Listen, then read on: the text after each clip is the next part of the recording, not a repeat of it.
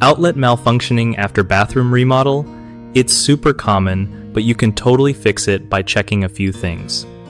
First off, make sure the power is off before you touch anything. Safety first. Then look at the outlet itself. Sometimes wires get loose or disconnected during a remodel, so tighten any screws holding the wires in place.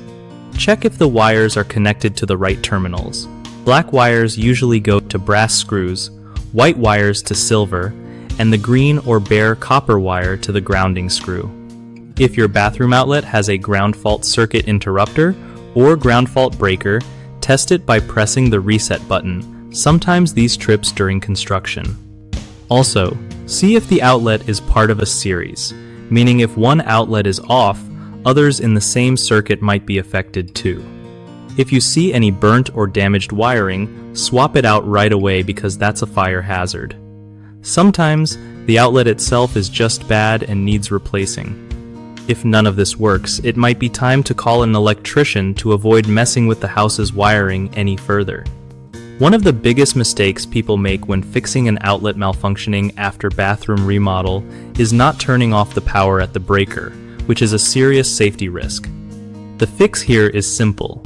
Always switch off the circuit breaker before you start working.